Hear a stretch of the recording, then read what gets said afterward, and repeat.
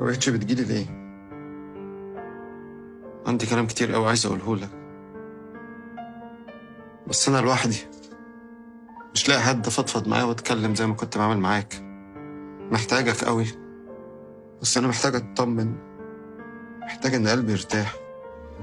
يعني خلاص انا مش هشوفك تاني.